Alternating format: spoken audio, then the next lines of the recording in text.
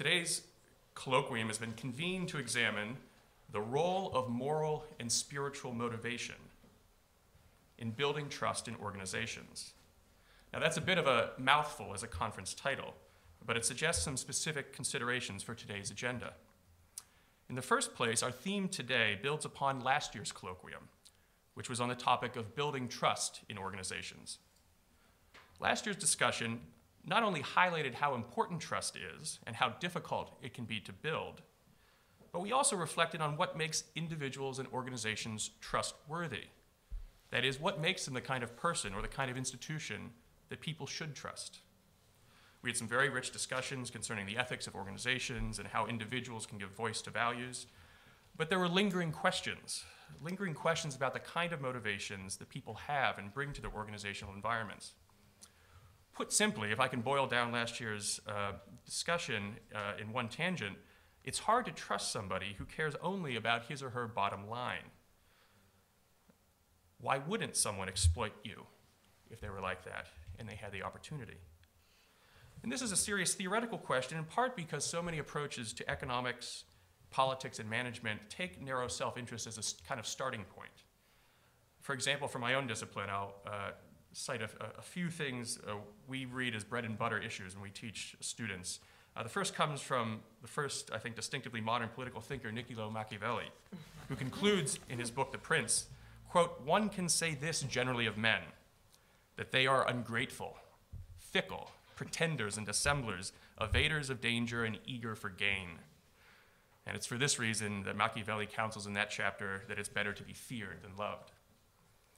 Adam Smith, the godfather of modern capitalism, famously noted that, quote, "It's not from the benevolence of the butcher or the brewer or the baker that we expect our dinner, but from their regard for their own interest."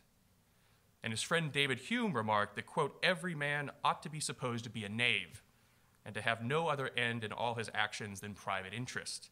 By this interest we must govern him."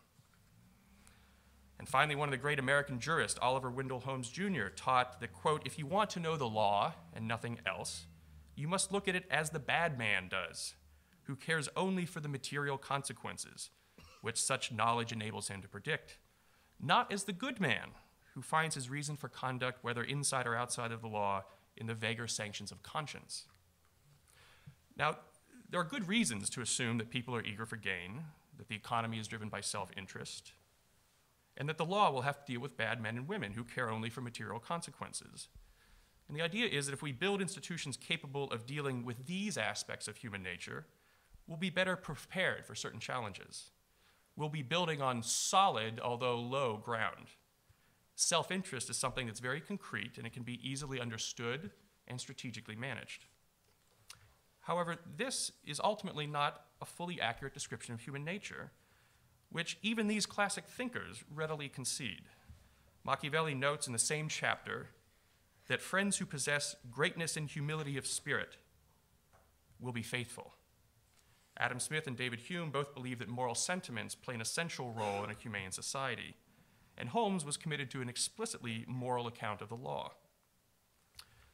More recently, the economist Sam Bowles has a wonderful book that's forthcoming called Machiavelli's Mistake, in which he suggests that our preoccupation with self-interest and monetary incentives has led us to build organizations that neglect some of the better angels of our nature, and may even discourage the higher motivations that people aspire to. And this can have dehumanizing effects, frustrating individuals within organizational environments, and it might also prevent organizations from realizing the full abilities and virtues of their members.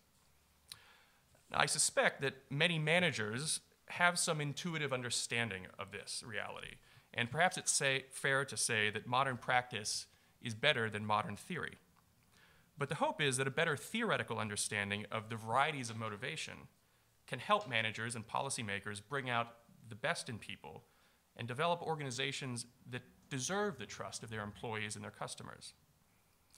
In summary, then, we begin with the premise that people are motivated by more than immediate monetary self-interest, and this banal observation has significant consequences for how we build and manage organizations. Our aim today is to consider higher sources of motivation, particularly those with moral or spiritual dimensions, in the hope that understanding these can inform better practices in business, in politics, and a variety of other organizational contexts.